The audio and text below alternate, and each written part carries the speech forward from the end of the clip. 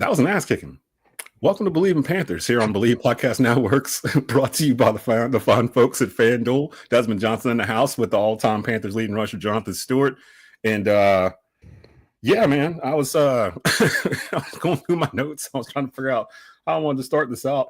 I think we're going to start out with you. And I don't know if you can pull any positivity out of what we just watched on Sunday, but you're the one that all of us look towards for some sort of positive note out of whatever we just watched when it comes to the Panthers. So I'm going to let you start this off before I get into my notes for the man, look, 42-13 to the Patriots in a game that none of us, I don't think, really saw coming. So the floor is yours, Stu. Just, yeah. 42-6 beat down in Foxborough. Straight up, man. Carolina got smacked. They got smacked in Gillette Stadium. Is it still called Gillette? Yeah, it's got to be called Gillette. They're giving that money still out. I think it's Robert Kraft Field at Gillette Stadium or something like that. Yeah, whatever it is, they got beat like a dog. You know, the Panthers, man, you know, their run game was actually present. But the problem for me is not being able to capitalize on the run game, meaning play action, taking shots, finding the explosive plays. You know, early in the game, you know, I feel like our scripted plays,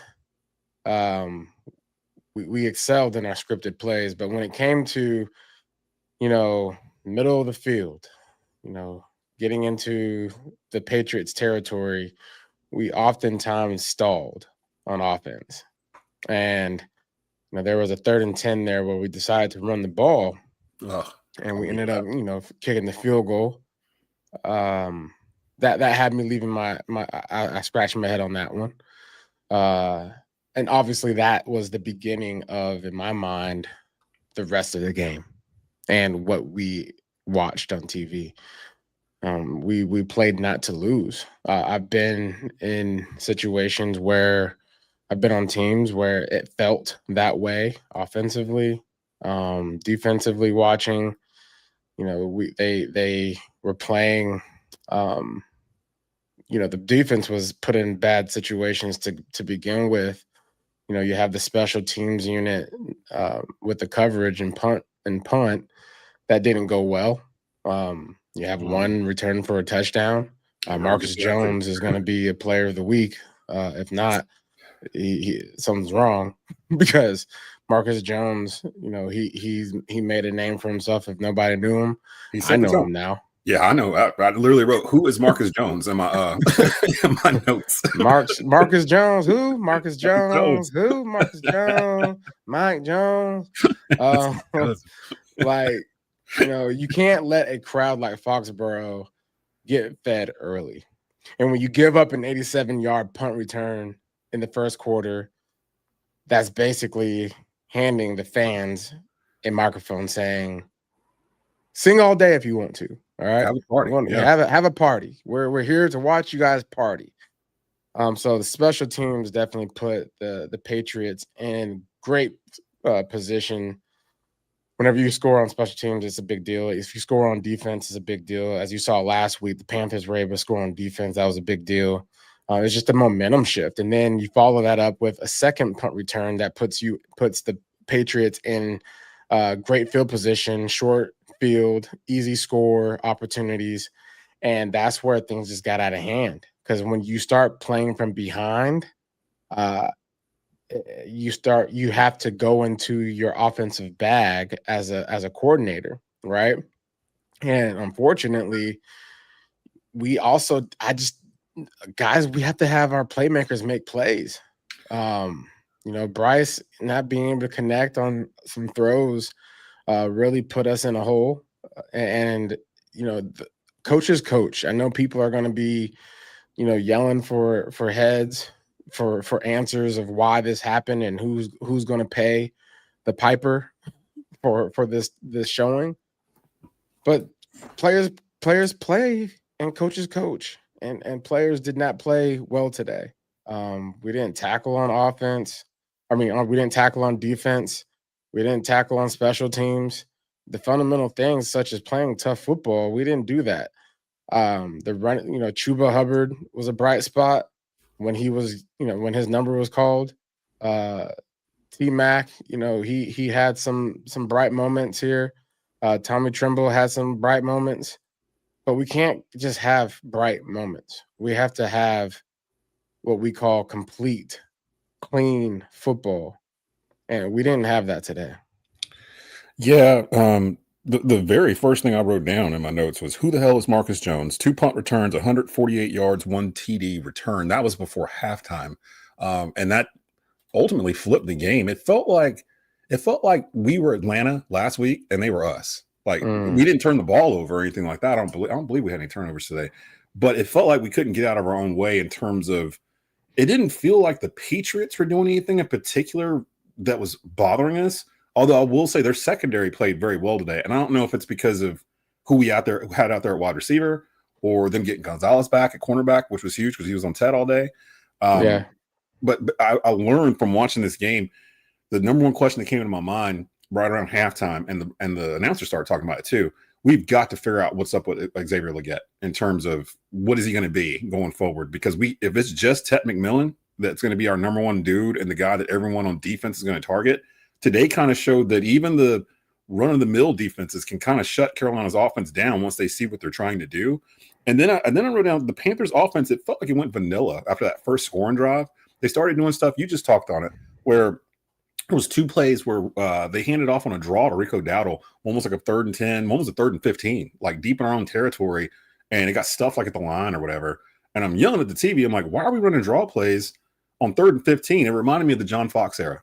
Because that's what we used to do in the John Fox era. It used to work though too. Yeah, it would work. It would catch people out, but we had running backs back there that could do that. Like, I don't know if I would compare Rico Dowdle and Chuba Hubbard yet to, you and D'Angelo Williams or Deshaun Foster or Stephen Davis or those guys. Like, where you can do it, and more. It's not supposed to work, but we would do it, and it would work. But seeing them do it today, it almost felt like they were waving a white flag early, because it's like, why are you not letting Bryce throw it down the field? And it felt like they stopped throwing it down the field, except for a couple of targets to Ted down the field sporadically throughout the game, but nothing was really comfortable. And then the Pats took Ted away. Like they kind of took him out of the equation. And once that happened, Bryce didn't really have anywhere to throw the ball to, and they started running the ball, but they were down like 30 points. So it was like, it was weird watching what they were calling. So I had questions about the play calling. It felt like Bryce was throwing everything to the left of him in the third quarter, which I noticed, which told me he wasn't getting enough time, and he's throwing it to one of his first options, or he's just throwing it quick to the check down because there's nothing open, and he's just going right to the left like every single time. And then we get 3 or 4 yards and they'd stall out. The first drive, like you said, the scripted plays, great. I was like, wow, this looks really good. This is the best I've looked the Panthers offense has looked in some time. And then it just went away. Just totally went away. And like the Patriots, it really turned on the punt return. That's really the punt return that is a devastating event. Because even the second one, he didn't score. He almost did. But the punter tripped him up the very last minute, and he got to like the 10-yard line. That set up another touchdown. So you basically gave them 14 points on special teams. Yeah. Can't do it. With the momentum on the road is credit.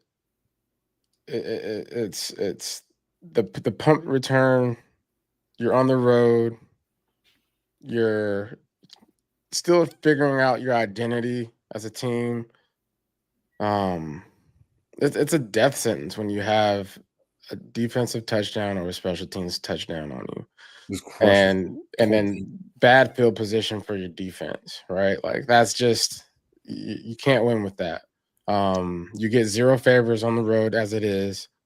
The moment Marcus Jones jumps into the end zone with an 87-yard return, that's a declaration. it's a declaration on their end. Like your opponent wrote an obituary in a sense. Yeah, while you were still alive. Wrote funny while you're still living. And that shifted the game. You mentioned it too. It's crazy because last week Carolina's special teams was nationally talked about. Yeah. Look at what they're doing. They're doing this knuckleball kick, and nobody really knows how to corral it or whatever. Mike Vrabel said to us in his press conferences this week, they were asking him about it. He was like, I spent 2 hours watching this do kickoffs or whatever. And everybody kind of just brushed it off. maybe they spent those 2 hours watching the kickoffs, figuring out what the holes were and what to do, and then executed it. I mean, it's crazy to me how we won a game the way we won in blowout fashion last week, 30-0 to Atlanta. And I didn't check. Atlanta was leading in their game today. Last time I checked it, it should be over by now. It started when we started. And then to look the way we did today, where after the first drive, it almost looked like we checked out a little bit. Yeah. Like, once we got to a certain score, and I normally don't see that in the pros, usually see it in high school, like where kids will just check out after halftime if they're down by a certain amount or whatever. It felt like once they got to like 30 something, it felt like we were just kind of like, okay, even the play calling kind of got like, let's just get home healthy instead of let's try to get back like we did week 2 where we tried. Zavala got hurt. That altered, I think, maybe some play calling. When you have a guy that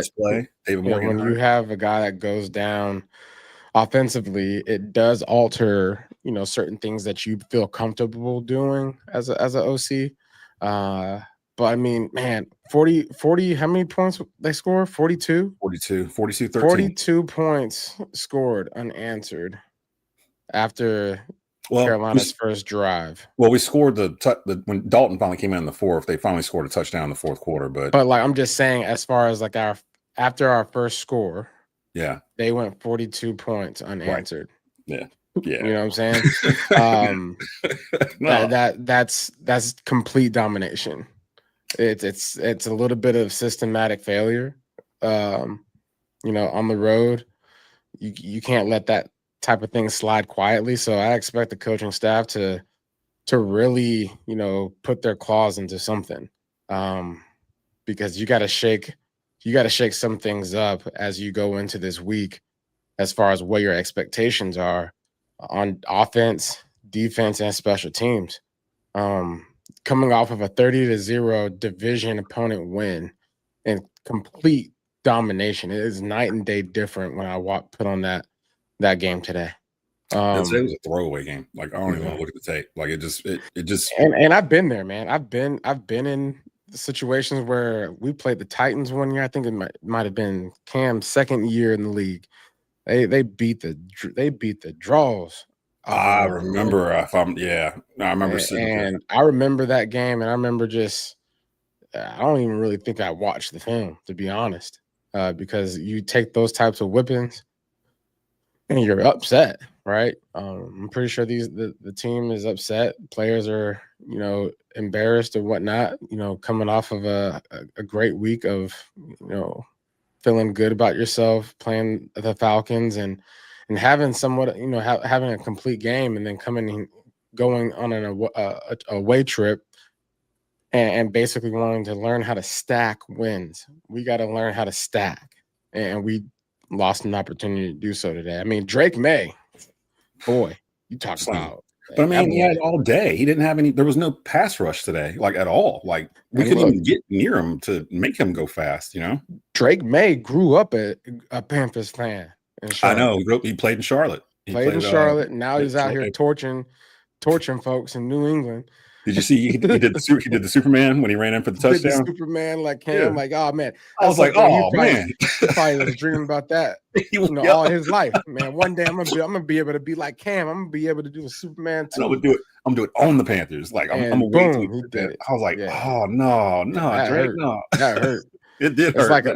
It's like watching your kid turn like, and I don't know, man. It's like watching the hometown kid like turn his sword, torch you, and basically. Like, I have the sword now. But I did think of one thing when you when we were on with Chris Hogan in the middle of the week this past week, and apologies to everybody who watched the show that commented on Chris had kids running around in the back or whatever. I tried to mute it as best as I could, but thank you guys for sticking it out. The majority of you did try to stick it out anyway, and we thank y'all for that. We were talking about momentum, and I was asking both of you guys as former NFL players about momentum. When I finished that game, I remember that conversation, and I was like, momentum works if A, you're good. Yeah. B, you're got experienced players that understand and recognize what it is. When you're us, when we're not good and we're not completely experienced with stacking wins, like you said, momentum doesn't exist. You have to we can't say that oh, okay, we can use this as momentum and go forward and win the next game, until they win a couple of games and know what it feels like to win multiple games in a row. This group doesn't know how to win multiple games in a row. Like, they haven't really done that. They've won one, lost one, won one, or they've just lost. So it's like they haven't had a chance to stack wins, even when they have an opportunity.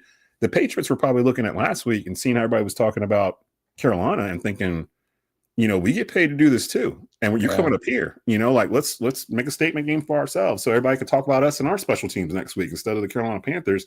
And maybe they figured something out, because your boy Jones didn't seem to have a single issue with retrieving these punts that were coming or whatever. Now, that might be a different kick than the kickoff returns, because it was both punt returns when he was doing it. Yeah, they're different. I mean, the kickoff is obviously kicked from the tee ground, and then obviously punt is different as far as the ball flight and how it's going to be seen in the air for a returner to catch it. Were you worried about Bryce at all in this game, or did it feel like he was almost an afterthought? Man, I honestly can't wrap my mind around it. I can't wait to watch the 22 version, because obviously you're watching, the game copy, and you're hearing what the commentators are saying. You're kind of seeing what's happening, but you don't really know what happened until you actually watch that film. But what it seemed and felt like we just stalled when we got in the middle of the field. Yeah. And we had moments where we just needed our guys to make a play. And it almost felt like we have T-Mac, we have Chuba, we have Trimble. That's kind of how I looked at that game. Yeah, me too. It felt like we have enough. And that's when I said to myself, do we have enough? That was like kind of my first time questioning, do we have enough for Bryce Young to even work with? And is the pass protection guy going down, does that spook Bryce, right? Because I just noticed that he didn't really seem too comfortable in the pocket. That's a good point. Yeah. We lost some one-on-one battles up front on the offensive line, and when you're losing one-on-one battles, that does throw the timing off for a quarterback. And yeah, I just have to watch that 22 version, dog. I'm looking at the box score here. They only had one sack, but to your point, we were doing last week to Atlanta and Michael Penix Jr. They might not have got the sack, but they were putting their paws on Bryce Young, and it got to a point where I think the third quarter, he came over to the sideline, slammed the helmet down. They were touching him, whenever you push the pocket in on a quarterback, that's all you really are. That's all you can really ask for at bare minimum of your defensive unit, is to push the pocket, and that's what they were doing. They were pushing the pocket, especially on that left side. There's the offense. I honestly, if I had to put my mind around this game, the offense doesn't. I think the offense can find a solution. Yeah. What bothers me is the defense. Yes, and here we're back 42 points, and I know 2 of those points come off of special poor execution of the special teams, but special teams unit is basically defense, and defense had moments today where they just whiffed on tackles, going for the ball when you just need to get the guy out of bounds. Just certain things where it's like, let's take the momentum away. That they had on one drive, they had 3 explosive plays. That first touchdown drive they had, 3 explosive plays, all runs. Think about what that does to, think about when you guys would bust out explosive runs, what that would do to your sideline. When you or D'Angelo Smith bust out a 40-yard run or something, to your sideline, the ones that did it, I'm sure y'all like, oh, we can run on these boys. We can run them all day. We can impose our will. And that's literally what they did. They imposed it, all right. But they didn't. They were just way more efficient. They didn't. We had basically the same amount of, possession as they did, if not more. throughout the course of the game, I Bleav, right? Did we have more time on the clock? We had more possession time, didn't we? Yeah, by a lot. And we had so the ball 35 just minutes, tells they had me that they 24. were more efficient with whatever they were calling. They knew they did a lot of good scouting before this game as far as what they were going to do in this game, and they executed their game plan better than us. It almost felt like the Patriots did not respect Bryce Young's arm as I'm sitting there looking through the stats, because everything was underneath. Nothing was really longer than 10 plus yards. And we won pretty much every statistical category you can really think of in terms of first downs. We had more than them. We ran almost 20 more offensive plays than they did. We had 20 more total yards than they did. We had an extra drive. Now they were getting 6.4 yards per play. We were getting 5. And they 4 yards more passing than us, but we rushed for a little bit more than them. And I talked about that in the midweek show, where they were only allowing 60 yards a game on the ground. It was number 2 in the league behind Cleveland. And we doubled that in this game. And we were getting 4.6 yards a rush. So the run game was working. But my worry is that a lot of those runs, it felt like, came in the second half, when the Patriots were kind of just like, all right, if that's what y'all are going to do, then y'all do that. But you're down like 28. So like, if you want to run the ball, then keep on running it. Chuba only had he had 49 yards in this game on 10 carries. So that's 4.9 yards a carry, and he was sharing it with Rico, who was getting some carries today too. Terrell Wharton got a sack. We only allowed a sack. Tevin McMillan was 62 yards on 4 receptions. It just felt like, and this is the thing to me, and we'll probably stop it near here. Remember in the offseason, we were trying to figure out who really were going to cut from the wide receiver room, because we were like, it's an abundance of riches. We got all these wide receivers. What are we going to do with them? Now, through injury, David Moore went out in the very first play on jet sweep, hurt his elbow, did not come back. That probably altered their game plan a little bit. Jalen Coker, technically, I think he's off the IR, but he hasn't played yet this season, so he's probably need a week or two to get going, because it was a hamstring injury. But as much as I love Jalen Coker, if we're thinking Jalen Coker is going to be the savior to all this, then that's not going to work. I mean, to be honest, bro, what do we have? What do we have? I don't know. I don't know. Jalen Coker proved himself last year, proved himself even in the preseason for the limited time that we got to see him. So, in my opinion, yeah, Jalen Coker is an answer, because he's been an answer. He was an answer to some receiver woes last year. So, Jalen Coker coming back, maybe that does fix some things. Maybe that does give some expansion in the play calling, especially helping us convert, right, and getting us out of those moments where we stall out, because we just don't find ourselves getting enough chunk plays, right? We need some explosive plays. Yeah.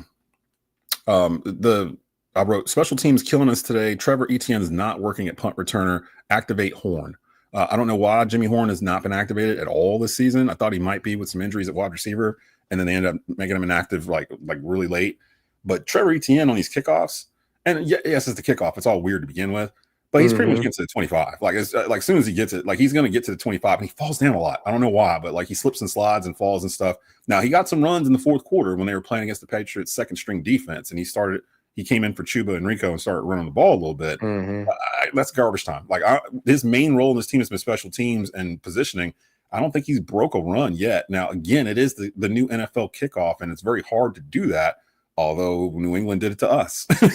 You know what this feels like to me watching this game, especially after last week. Last week, it was like, okay, we established our identity. Coming in on this away game, maybe into the away game thing, I'm not sure. But Carolina feels like they're playing in like a fog machine. You know what I'm saying? Like, a lot of smoke, not a clear picture. It's just like a fog machine. Like, oh man, hopefully I see the ball coming when they throw it, or hopefully I see the run when they call the run play, and I'm there to. It's like a lot of hope. Like, yes, like hoping to be in the right position rather we than do this right. Hopefully, we can't play football. Hopefully, we can't play it on hope. Yeah, we got punched in the mouth, man, and we didn't control any of the tempo. We just did not win the physical matchups to this Vrabel-led Patriots team. I think we got beaten every category today. Every phase, literally is one of those games where it's like, let's just toss this and go to the next week, and hopefully we can figure this out. Then we'll finish it up with a little mailbag. But before we do that, the FanDuel Sportsbook betting odds, with it being Sunday, we're just going to look at the Monday night games. There's 2 Monday night games tomorrow. It's a doubleheader. It's actually the New York Jets at the Miami Dolphins, which ties into us because we see the Dolphins next week. The over-under is 44.5 for that game. Sounds about right. Probably 21, 24, something like that. Both of them kind of working stuff out. Miami, I don't know what's going on in Miami. And the Jets, I'm not worried about the Jets so much because they're under, was it first-year head coach Aaron Glenn? It's going to take him a while to kind of instill what he does. And he's a Belichick disciple. So give them some time. The Jets will be okay. Miami might be on the verge of a full-fledged dumpster fire. And I said it on one of my radio shows last week. What I would love to happen would be if they get to the point where they're sellers, that Carolina knocks on the door and inquires about the services of wide receiver Jalen Waddle and bring him here. Like I would trade Xavier Legette in a second round or a third and maybe a late, like a fifth for Waddle, assuming his contract. Waddle and Bryce played together at Alabama. Like he was part of the squad where Bryce won the Heisman. He was one of his wide receivers. So the other one's in Philly. So, I mean, I'm starting to look ahead like, okay, Miami, sometimes in Miami like that, and we can control that. If we beat Miami next week, we can kind of start that snowball down that hill. I know today was a pitiful game, blowout, but we ain't looking that forward. Okay, we have to maintain the main thing. I know. Well, you know, I'm the fan here. I gotta keep my spirits high. Man. Like, well, your spirits got to be high next week. We playing who? The Miami Dolphins. So what we gonna do is we're gonna watch that Miami Dolphin Jets game, and hopefully the Jets put it on the Dolphins enough to where we sit back and say to ourselves, we have exploited opportunity here. Yeah, okay. Look here. And then Bob. That again was 44.5 is the over under for that first one there. And we'll just talk about that one because again it affects us. We take on the Dolphins next Sunday. I'm actually going to be on Perfectville. It's the Bleav in Dolphins pod. I don't even know the day. Sometime next week I'll be on there. So I'll explain to them what we're doing. Real quick before we get out here, some of the comments for those of you watching this live here. We appreciate that. Bleav in Panthers brought to you by Bleav in FanDuel. Jarrell Mason says, we laid an egg today, plain and simple. Somebody's going to get canned this week after this performance, either Evero or special teams coach. Somebody in the locker room got to light a fire under butts for poor play. I don't think anybody's getting fired. Anybody getting fired. Y'all sound like brand new football fans. Yeah. Y'all sound like. It's week 4. Ain't nobody getting fired. Last week. But I'll tell you this, right? They, as a player, as a coach, you have this type of game, you don't need anyone to tell you what you did wrong. They know exactly kind of what they're expecting to go over in meetings. They're probably on the plane or on the bus heading to the airport, watching film on their iPads, right? Looking to find the answer of how did this happen, right? And the truth of the matter is, man, I know the answers are going to be execution and rhythm. Execution and rhythm. Players got to execute the play call, and the play call has to have rhythm. That's offense and defense. You have to make sure you understand, the down and distance, the awareness of where you are on the field, the crowd engagement. How can we monitor the situation to where we're dialing up plays to extend drives? We don't have to score quick. We don't have to look for the deep ball all the time. We can draw things up to where, again, like we talked about last week, let's put our playmaker in a position to get those 8-yard gains. That's where we excelled, is when we were able to hit T-Mac for those comebacks. He hit the comeback route, catch it, get upfield. Right now, that's what works for us. And finding out how to do that for the rest of the crew, right? Bryson Tremaine, he's a big target, and he didn't necessarily contribute the way I would have thought he would have been able to coming off of last week. But that too, as we'll wrap up here, somebody in the wide receiver room's got to step up. As much gushing as we did over them over the offseason and preseason, somebody besides Tet McMillan's got to step up to give Bryce some help. Because right now, it almost like Bryce's tunnel vision with Tet. Like, if the play breaks down, he's like, where's Tet? Where's Tet? And I'm going to throw it his way and just see what he can make happen. If somebody else can step, Winfro, activate Horn, if Leggett gets back on the field and they can figure out a role for him, all the better. But they need to do that. The running game seems like it's fine. Don't worry about that. The offensive line's banged up already.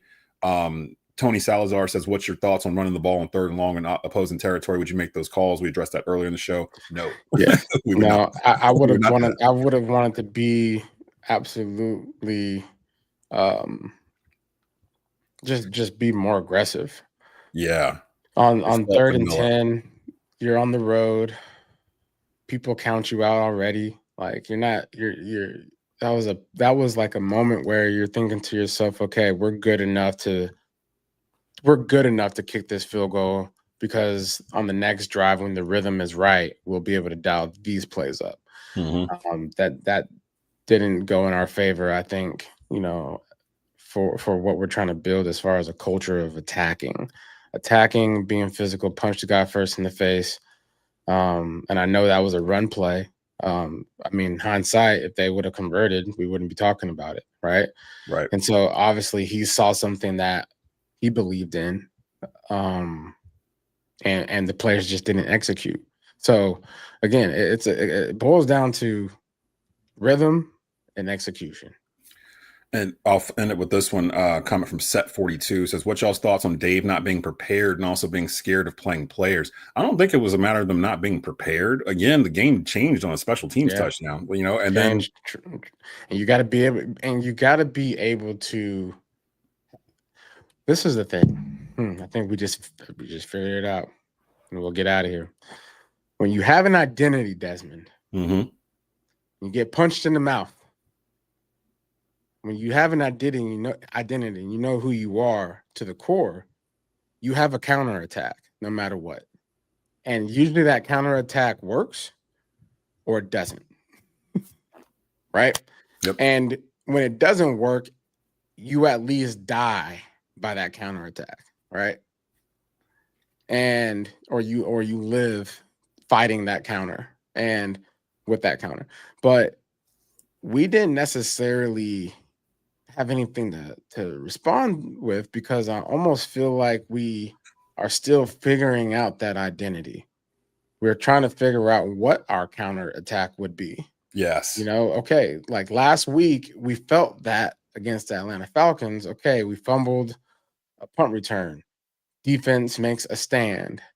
This week it was the punt team let this guy score, and then the defense sits on the sideline for another series, and then they almost score again on special teams. Yeah. And now they're in great field position, and you really can't you expect your team to stop them from scoring or at least hold for a field goal, but that's tough. That's hard. Coming out cold turkey and just, all right, we're here to play defense, even though you got about 20 yards to go. 30, the 25. Here you go.